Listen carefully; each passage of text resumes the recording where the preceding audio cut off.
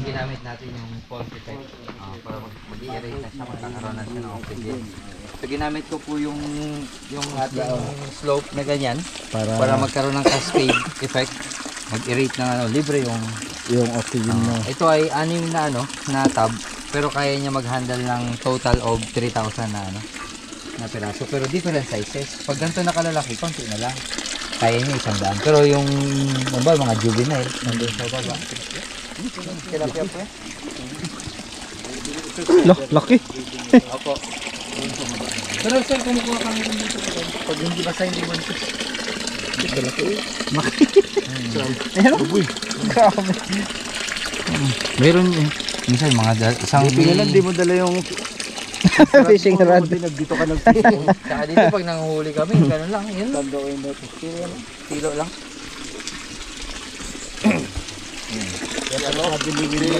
Si Idol yung pinapatakutan. Ayun. Ito naman yan. Ito iba mas maliliit na konti. May mga na po dyan. May mga itlog mga fingerlings sa loob ng Magtatago lang. Natatago sila. Mauubo sila. So naturally dumadami na sila dito. So yung ganto kaya mag-handle ng ng libo. Uy, Soilless agriculture. ayan ay aquaponics. Ito aquaponics. Aquaponics. Yung mga duniwan ng isda. Yung fertilizer ng isda, yung poop nila. Yan na yung kanilang Yan sa iba ginagawa nila yung, kasi sa inyo nakaganyan yung iba na aquaculture galing dito sa lupa, di ba?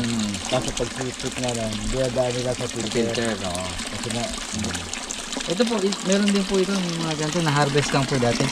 Tapos pinapalitan na namin yung ganun pa yan siya. Lahat po yan may ganito. Ito po ayan arugula. Ito. Ito madas may duckweed. Asola. Asola, duckweed. benta rin yan. Pangpakain din po sa pangpakain sa isda. So ganyan siya, paikot lang. Asola. Kasi mag-akit ng tubig ulit sa kanya. Wala po ito, papunta na sa palayan. Tapos yun, ordinary water lang yun galing. Opo, lahat po yan ay galing sa mountain spring. So ito, di ba mayroon tayong pool? Overflow ng pool. Overflow ito. Overflow. Tapos ito, grow out. Balik doon, pakain. Pakain sa kanila. Tapos pagdating dito, ito yung pinaka parang septic tank. May filter pa to. Iba't ibang layer yung niya. Ito. Tapos doon nalalabas Yan, lahat. may labas po. Ito po, pag niya po dyan, natural liquid fertilizer na ng Oo, palayan. ng palay. Wala na po tayong ng ginagamit na fertilizer yung palay. Pero kailangan pa rin insecticide. Wala na po. Wala rin? Hindi nag-ano. Wala na po. Wala Zero mga po tayo. Zero ang peste dito. Opo, insecticide, zero pest. Wala. Buntis na. Ayun meron na nga pala. Pumutok na ilo. Dito po, ayan, pakita namin na po. Ito naman, mga tower, mga gardens natin, raised beds. Pag pangit yung slope, hindi na namin yun respect the slope. Gamit ka ng raised beds, tower garden, pwede ka na mag-outside, di ba? Ito, ginamit ko rin hydroponics yun. Hindi po. Ay, Talagang tower lang siya. Ito yung dating hydroponics natin. Nung nabasag na, luma na. Opo, pipe ito. Ko 2 inches din yun ngayon. So, inano ko na siya. Kasyang-kasya dito sa yung foam mo na yun. Kasyang-kasya yun. So, ito mga luma na namin. Kasi sa bayan po, mayroon din akong setup eh. May setup doon sa bayan. Ito yung hindi ko ginawa. Kid? Pagka nakalak yung sakyan. Bakit po sana yung gamot doon? Yung pangalan. Ito ay asola. Pagkain din ng asola, yun duckweed. Ito, yung area ito, grow out natin na May ko. White eggs. Stig. Tapos ito, layers natin.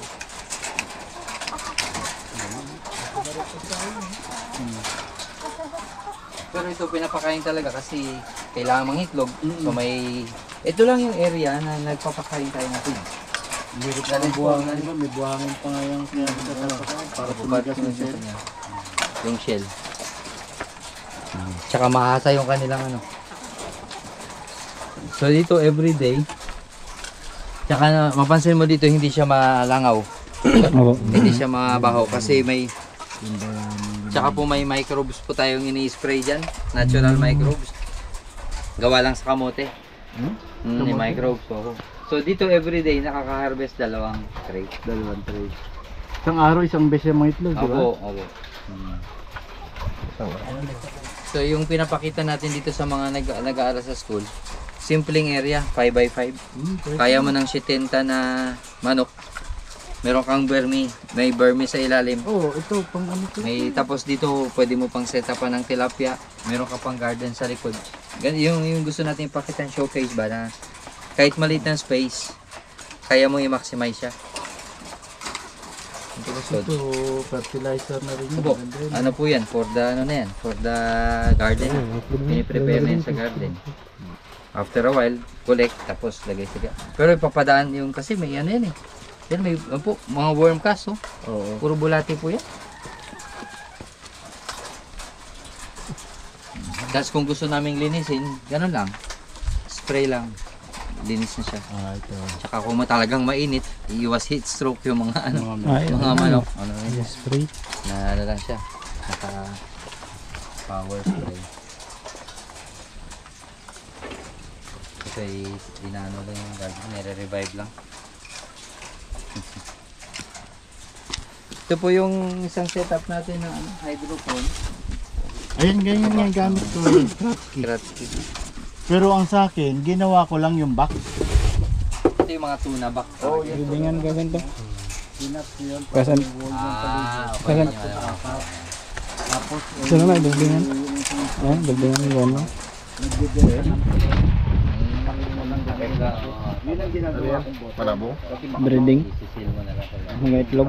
Yung Ano ko ng Kastahan. nilagyan ko na ng plastic. Ay, mga inulap. bakit pabalik ka? Bumili ako ng isang styrofoam Bakit? Wala lang. Pag-farm. Doon din kami nagano naman. No stop. Gabi-gabi, pagka uwi ng opisina, magkape lang. Bahay ko. Yan na. Sa garahe. Hanggang nakasampu akong ganyan. Pero ngayon, hindi ko na siya nagagamit. Kasi Sa Coron, naka-NFT ako sa town. ayan. Oo, kasi doon lahat naka-timer. Oo, mga nakasabing na. Ito naman, parang showcase lang na halimbawa, gusto mo lang maglibang-libang.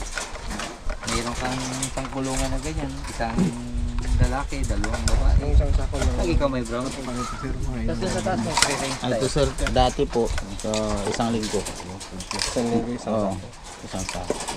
Ngayon, ano na po, nagbawas na kami ng manok sir. Ngayon, isang sako, isang linggo kalahati na. Sobra na rin pala.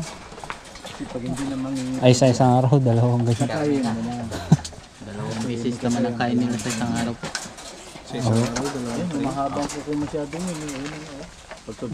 Umaga-hapon.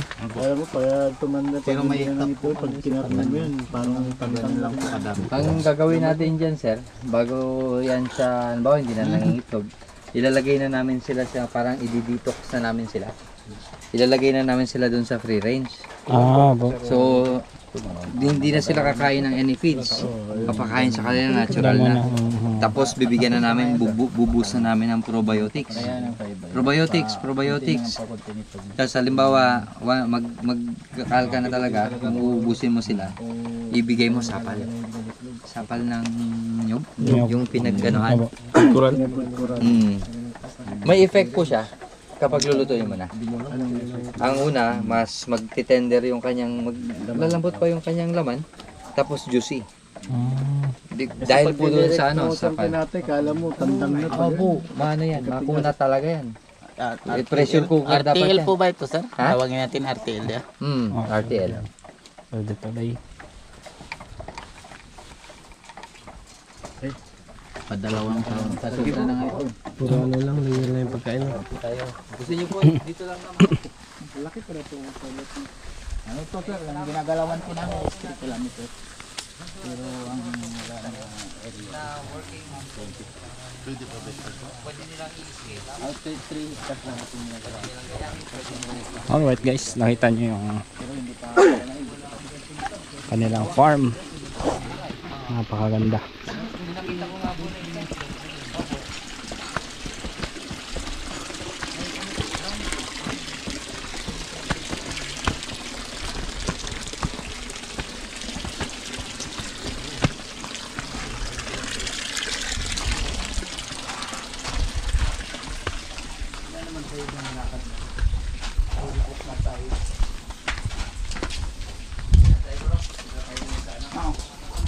Ang ina na yun, 70 naman ako din. Yan. Mga ilang manok. Ayan nga, mag-picture. Magalakad dyan doon. Hanggang doon, kila tayo doon.